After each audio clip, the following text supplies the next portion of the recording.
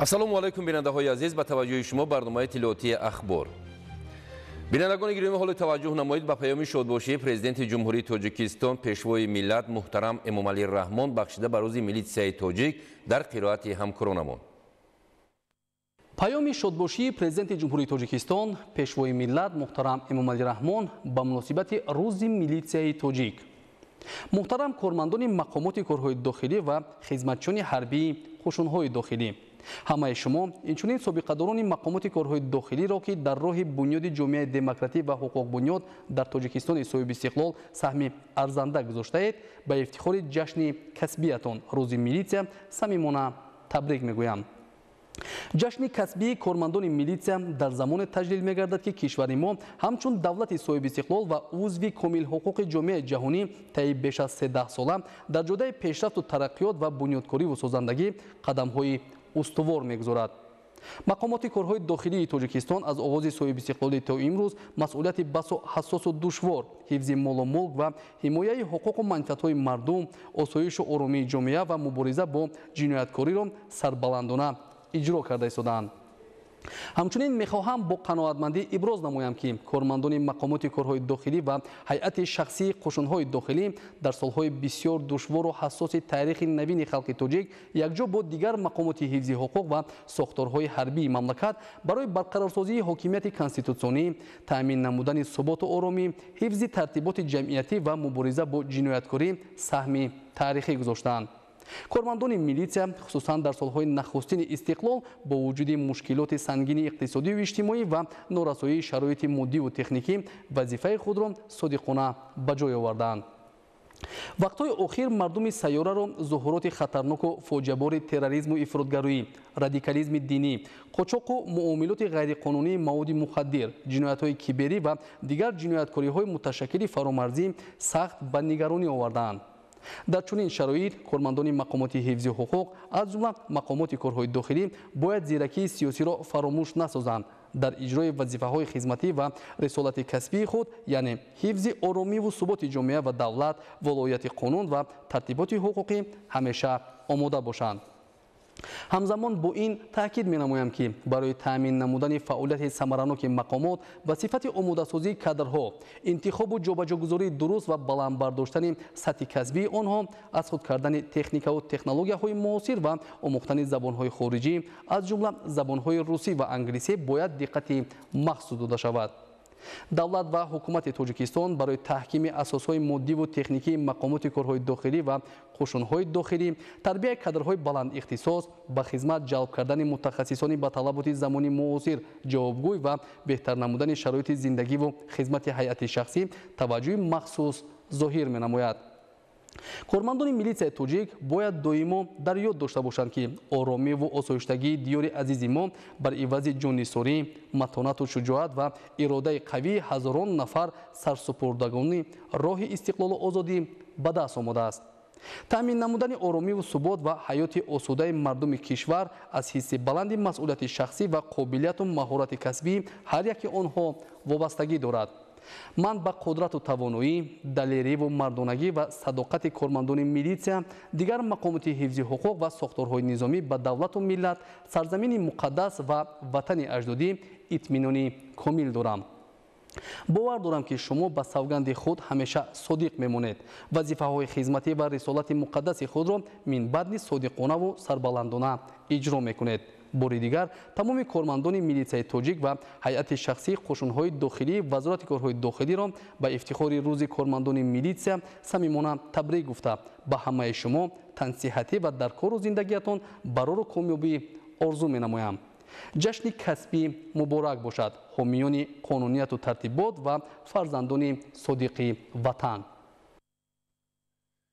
ҳукумати кишвар рушди бахши хусусӣ, соҳибкорӣ ва сармоягузориро дар стратегияи миллии рушд барои давраи то соли 2030 ҳамчун воситаи асосии ноил шудан ба ҳадафҳои миллӣ муайян кардааст ва ҷиҳати фароҳам овардани шароити мусоид барои пешбурди фаъолияти соҳибкориву сармоягузорӣ, барои сармоягузорӣ ҷолиб гардидани иқтисодиёти кишвар ва ба содирот нигаронидани он пайваста чораҷӯӣ менамояд. шарҳи бештар дар таҳияи ҳамкорони мо.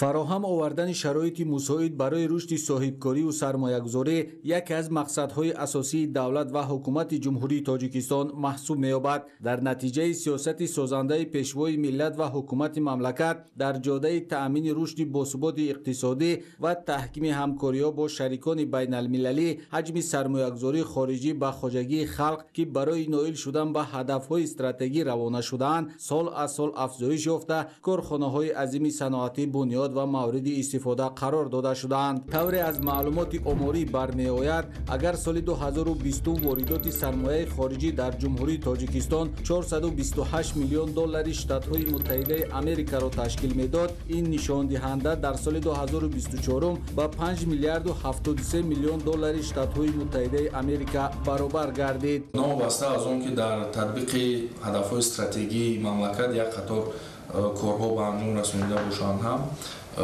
در آینده نیز سرمایه خارجی به تطبیق لایحه‌های سمت اقتصاد سبز، ذهن صنعی، اقتصاد رقمی، ساحه‌های نقلیات، انرژتیکا، معارف، تندرستی، حفظ محیط زیست، آب تامین‌کنی و کاریزی و دیگر ساحه‌ها جلب کرده می‌شوند. واردات سرمایه مستقیم در جمهوری تاجیکستان در سال 2020 163 میلیون دلار ایالات‌های متحده آمریکا را تشکیل می‌داد. در سال 2024 این شماره با 459 میلیون دلار ایالات‌های متحده آمریکا برابر گردیده در 6 ماه سال 2025 باشد این رقم به 144.7 میلیون دلار ایالات‌های متحده آمریکا رسیده است.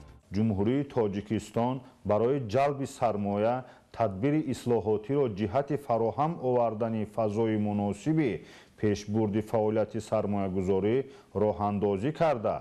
با این وسیله متسلیت رشد ساحه‌های مختلف و در سطح ضروری نگاه داشتن نشاندهنده‌های کلیدی بخش واقعی را تامین می‌نمایند. تکمیل قرار و سندهای معیاری حقوقی و دیگر تدبیرهای اندیشیده حکومت کشور بود که در سمت بهگردانی محیط سرمایه‌گذاری دیگرگونی‌ها با وجود آمده حجم سرمایه‌گذاری‌ها باز هم بهتر گردید. حکومت جمهوری تاجیکستان برای سرمایه‌گذاران 110 امتیاز و سبکی‌های مالیاتی و گمرکی در مجموع بیش از 240 نامگی ضمانت‌های حقوقی مقرر نموده است که طبق تجربه معاصر بین المللی از دستگیری نظررس حکومت برای رشد سرمایه‌گذاری شهادت می‌دهد.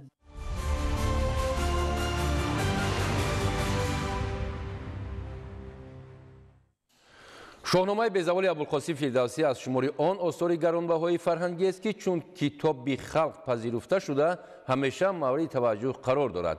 اینک ساکنان ناحیه تیمورملک ولایت ختلان هم از این تحفه بی‌نظیر پیشوای ملت محترم امامعلی رحمان بهره‌ور گردیدند. گزارش همکاران ما. نقش پرارزش شاه اثری بی‌زوال حکیم ابوالقاسم فردوسی شاهنامه در تشکل و رونق حسی وطن‌دوستی و وطن‌پرستی و درک خودشناسی ملی علالخصوص برای جوانان و نورسان اهمیت بزرگی تاریخی دارد. تقدیم این شاه اثر به هر یک خانواده این رمز پیوند نسل‌های آینده، احترام به زبان و ادبیات و ارزش‌گذاری به ارزش‌های ملی ما تاجیکان میباشد. همچنین برای بلند برداشتن غرور و هویت ملی جوانان اهمیت بزرگ دارد که اون غایه‌های وطن‌دوستی، انسانگرایی، مهر و محبت، دلیری و شجاعت و ارج گذاشتن به سرزمین اجدادی را در هر یک نفر تقویت می‌بخشد. این به ما امکان می‌دهد که جایگاه شایسته خلق عزیز و شرفمند را در مسیر تاریخ بشری باز هم استوار و برجسته نماییم و نسل‌های آینده را با سرچشمه‌های معنوی و فرهنگی اجدادی خود شناس سازیم. اینک ساکنان ناحیه تیمورملک ولایت ختلان هم از این تحفه پیشوای ملت محترم امامعلی رحمان بهره‌ور گردیدند، چون این کتاب با دستور سرور دولت به هر یک خانواده اهالی کشور دسترس کرده می شود. این تحفه ارزشمند را نمایندگان دستگاه اجرایی پرزیدنت جمهوری تاجیکستان و مسئولین مقامات اجرایی حکومت دولتی ناحیه تیمورملک تقدیم نمودند. منتداری خود را به پیشوای معظم ملت محترم امامعلی رحمان می‌رسانیم. غمخوری خود را نسبت خلق خود، دولت خود، ملت خود دریغ نمی‌دارند. در ناحیه ما تحفه پیشوای ملت کتاب شاهنامه فردوسی را به ما تحفه کردند. همین شاهنامه‌ای که داده است با فرزندان، با نبیرگان، با اهل و عائله مطالعه میکنیم. ما از جناب عالی خیلی سپاسگزاریم. شاهنامه بزوالی حکیم ابوالقاسم فردوسی از شمار آن آثار گرانبهای فرهنگی است که چون کتاب خلق پذیرفته شده اثرهاست که میان مردمان شهرت و محبوبیت خاصه دارد و همیشه مورد توجه قرار گرفته است. قابل قید است که ناحیه تیمورملک دارای 6 جماعت دهات و یک شهرک بوده. طبق معلومات مسئولان بر 9189 خانواده کتاب ها دسترس کرده می شوند و تقدیم کتاب شاهنامه به هر یک خانواده از جانب پرزیدنت مملکت محترم امام علی رحمان به افتخار جشن 35 سالگی استقلالیت دولتی جمهوری تاجیکستان عملی گردیده است که مطالعه آن از جانب ساکنان این بدار نمودن حس افتخار از تاریخ و فرهنگ ملی رو آوردن به تاریخ نیاگان خویش بلند برداشتن حس افتخار از وطن و وطنداری می باشد. رحمت علی نظری، ایرج قربان علی، ناحیه تیمورملک، اخبار.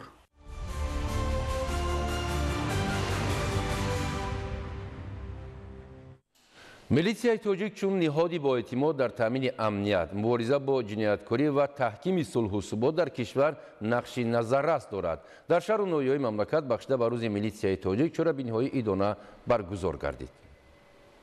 با مناسبت تجلیل از روز میلیسیای توجیک در کاخ فرهنگ شهر بختر چرابینی تنتنوی برگزار گردید که در آن مسئولین مقامات اجرایی حکومت دولتی ولایت ختلان، کارمندان مقامات حفظ حقوق و هیئت شخصی ریاست وزارت کارهای داخلی در شهر و ناحیه‌های ولایت اشتراک داشتند. ذکر شد که میلیسیای توجیک دوام 34 سال صاحب استقلالی میهن همچون نهادی با اعتماد جامعه فعالیت داشته در پیشگیری از آشکارسازی جنایت‌ها، تامین ترتیبات جمعیتی و حفظ حقوق و آزادی‌های شهروندان سهمی نظررس می‌گذارد.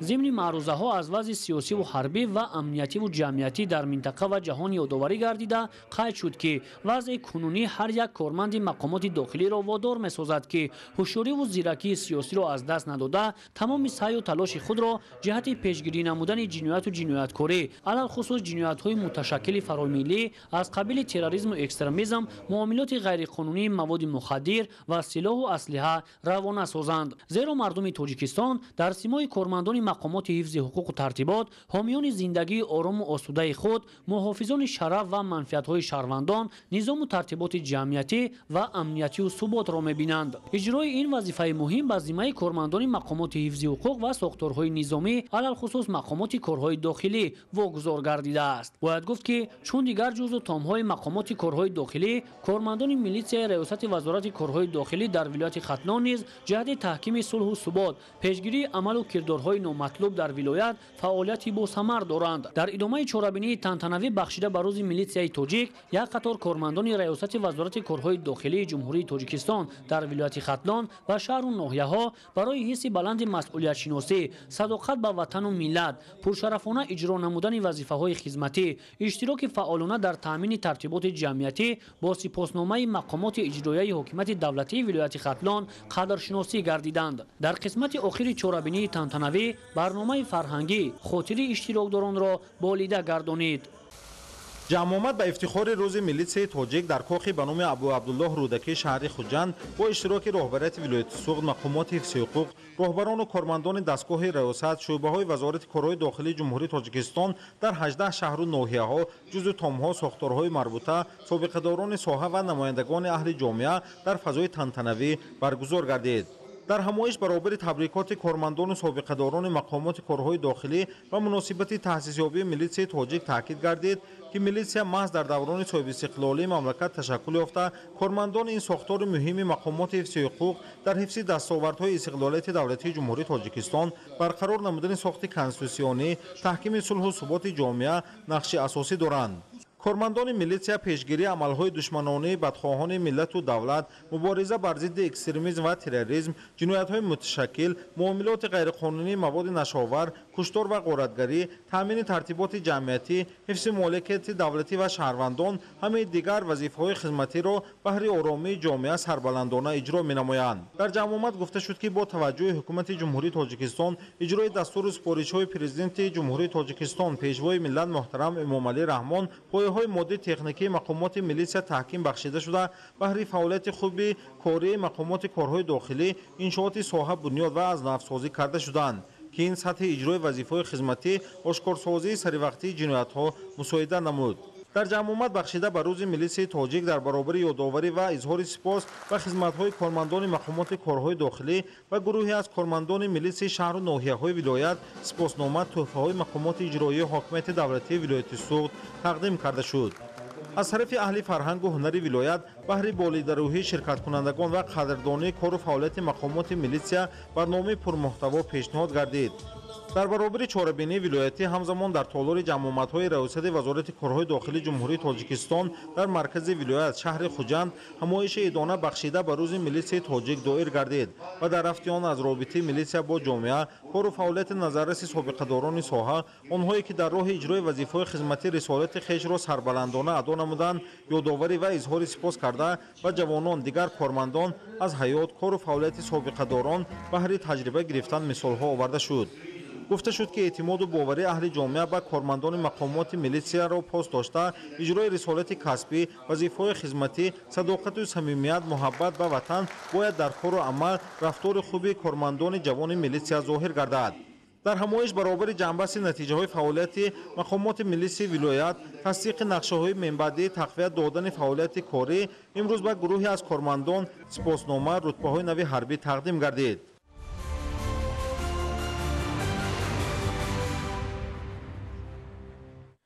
ҷиҳати баланд бардоштани сатҳи огоҳии шаҳрвандон ва масъулони шабакаҳои энергетикӣ бобати таъмини талаботи қонунгузорӣ ва қоидаҳои техникии соҳаи энергетика, истифодаи оқилонаву сарфаркоронаи нерӯи барқ, кормандони прокуратураи ноҳияҳои восеъ Фархор ва Мир Саид Алии Ҳамадонӣ бо масъулони шабакаҳои барқ, коргоҳи корхонаҳои саноатӣ, соҳибкорон ва аҳолии корҳои фаҳмондадиҳиро баргузор намуданд. ҳамкорини мо гузориш медиҳанд.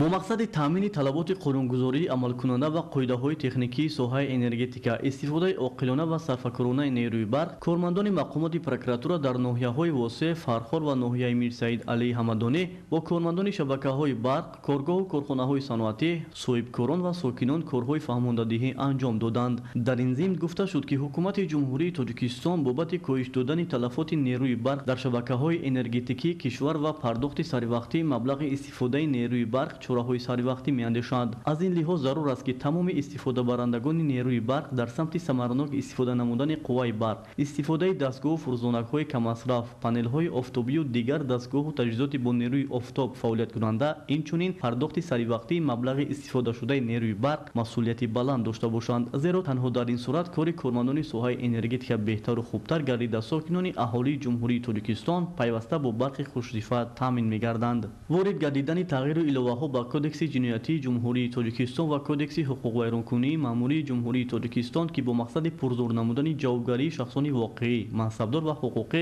барои истифодаи ғайриқонунии нерӯи барқ таҳия ва қабул гардиданд, аз иқдомоти хуби роҳандозӣ гардида дар ин самт арзёбӣ мешавад, зеро бо роҳандозии иқдоми мазкур талафоти нерӯи барқ дар кишвар кам гардида истодааст. илова гардид ки дар кишвари мо оби дарёҳои кӯҳӣ манбаи асосии истеҳсоли нерӯи барқ мебошад, яъне ҳаҷми истеҳсоли барқ ба ташаккули оби дарёҳо алоқамандии бевосита дорад. ҳаҷми оби дарёҳо ба шароити обу ҳаво ва дигар омилҳои табиӣ вобаста мебошад ки имконияти пешгӯии онҳо хеле душвор аст. бо фарорасии мавсими тирамоҳу зимистон ва бар асари камшавии захираҳои об, инчунин соласол зиёд шудани талаботи аҳолӣ ва соҳаҳои иҷтимоию иқтисодии мамлакат, норасоии мавсимии нерӯи барқ ба миён меояд ки амалӣ намудани тадбирҳои иловагиро дар самти истифодаи сарфакоронаи захираҳои энергетикӣ тақозо менамояд. амалисозии ин тадбирҳо имкон медиҳад ки шабакаҳои барқӣ ба давраи тирамоҳу зимистон дар сатҳи хуб омода шаванд ва оби сарфа гардида дар мавсими сармо барои таъмини шабонарӯзии аҳолӣ бо нерӯи барқ истифода гардад. масъулони ниҳодҳои ҳифзи ҳуқуқ дар ноҳияҳои восеъ Фархор ва Мир Саид Алии Ҳамадонӣ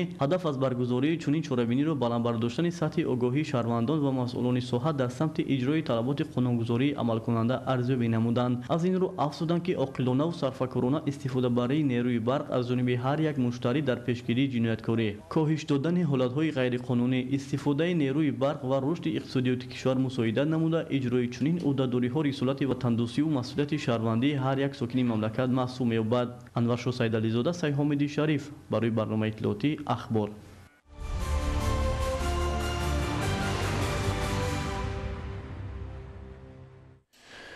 дар саҳифаи навбатӣ ҳамкоронамон шуморо бо хабарҳо аз хориҷи мамлакат ошно месозанд. дар ҳудуди кӯҳистони Чисонгош дар қисми шимолу ғарбии Кения дар натиҷаи боронҳои шадид лағжиши ярч ба амал омад. Ба гуфтаи ҳукуматдорони Кения 21 нафар ба ҳалокат расида, зиёда аз 30 нафар бедарак мебошанд. ҳудуди беш аз 1000 манзил ҷойҳои истиқоматӣ аз лағжиши хоку об зарар дида валангор гаштанд. дар мобайни ҷабрдидагон 25 нафар бо захмҳои вазнин тавассути чархболҳо ба беморхонаҳои наздик интиқол дода шуданд. роҳҳои нақлиётгар дар минтақаҳои зарардида бинобар ин лағжиши ярч ва обуллой қатъ шудааст. ҳукуматдорони Кения бо як изҳорот аз сокинон хоҳиш карданд ки фавран ба ҷойҳои баландтар ва бехатар кӯчанд ва аз мавзеъҳое ки хавфу лойкашу лағжиши хок вуҷуд дорад худдорӣ намоянд. бояд гуфт ки ҳодиса дар пайи боронҳои хурди мавсими солона дар минтақаҳои шадидан кӯҳистонӣ рух дода боиси афзоиши хавфи ярч ва обхезиҳо гардидааст. дар натиҷаи суқути ҳавопаймои боркашии нави MD-11 ширкати логистикаи UPS ки аз фурудгоҳи Луисвилли штати Кентуки иёлоти муттаҳидаи Амрико парвоз мекард 12 нафар ба ҳалокат расиданд. ба гуфтаи губернатори штат Энди Бешир шумори кушташудагон метавонад афзоиш ёбад, зеро 10 каси дигар дар беморхона бо ҷароҳатҳои гуногун бистарӣ мебошанд. тибқи маълумоти шӯрои миллии бехатарии нақлиётии иёлоти муттаҳидаи Амрико ҳангоми парвоз муҳаррики чапи ҳавопаймо оташ гирифта аз бол ҷудо шуд ки дар натиҷа сӯхтори шадид ба амал омад. расонаи хабари Рейтер менависад ки сӯхтор аз суқути ҳавопаймо ба як қатор сӯхторҳои дигар дар минтақаҳои саноатӣ назди фурудгоҳ оварда расонд. сатҳи оби кӯли Изник яке аз манбаъҳои асосии оби ширини Туркия коҳиш ёфта истодааст. аллакай аксари минтақаҳои он ба хушкӣ табдил ёфтанд. оби кӯли Изник барои обёрии заминҳои кишоварзӣ истифода мешуд. дар баъзе ҷойҳо 150 метр аз сатҳи соҳил дур гаштааст. дар натиҷаи хушкии кӯл дар атрофи он ҷазираҳои хурд ба вуҷуд омаданд ва ҳамчунин баъзе қайиқҳои моҳидорӣ дар он ҷойҳо дар монданд. дар яке аз беморхонаҳои шаҳри Гуанчжоуи ҷумҳурии мардумии Чин намуди нави зеҳни сунъӣ бо номи DeepGem мавриди истифода қарор дода шуд ки метавонад дар муддати танҳо 1 дақиқа мутатсияи генииро дар ҳуҷайраҳо муайян намояд. ин нави технология барои табобати саривақтии саратон хусусан саратонҳои шуш имкон медиҳад ва аз ин рӯ метавонад сатҳи муваффақияти табобатро дар марҳилаи пешрафта баланд бардорад. технология аз тасвирҳои патологияи ҳуҷайраҳои гирифтор ба саратон истифода бурда бо ёрии омӯзиши амиқ мутатсияҳои калидии гениро ҳангоми саратонҳои шуш пешгӯӣ мекунад. тадқиқот дар якчанд маркази тиббии Чин анҷом ёфтааст. ба гуфтаи мутахассисони соҳа дақиқи пешниҳоди модел метавонад то 90% расад. дар муқоиса бо санҷишҳои муқаррарии генетикӣ ки одатан чанд рӯз ё ҳафта вақт мегиранд ва арзиши чанд ҳазор доллар доранд, истифодаи ин модел арзиши камтар дорад ва натиҷа дар муддати хеле кӯтоҳ пешниҳод мешавад. ба гуфтаи коршиносон бо ёрии ин технология беморон метавонанд дар марҳилаи аввалини пайдоиши саратон муайян гарданд ва табобати саривақтӣ шурӯъ намоянд ки ин пешрафти технологӣ метавонад як қадами муҳим дар мубориза бо саратонҳои шуш бошад. дар ҷараёни санҷиши ҳукумати Фаронса осорхонаи Лувр дар он айбдор карда шуд ки дар солҳои пеш аз дуздии ҷасуронаи якчанд ҷавоҳироти шоҳӣ ӯ барои муҳофизати асарҳои нави санъат назар ба асарҳои қадима маблағ зиёдтар сарф кардааст. ҳеҷ як аз ҷавоҳироти дуздидашуда баргардонида нашуд, дар ҳоле ки 4 гумонбар барои дуздӣ айбдор карда шуданд. Редмонд Шеннон натиҷаҳои аудитро муфассал шарҳ дод ва фаҳмонд ки чаро баланд бардоштани амният дар Лувр метавонад аз вақти пешбинишуда тӯл кашад.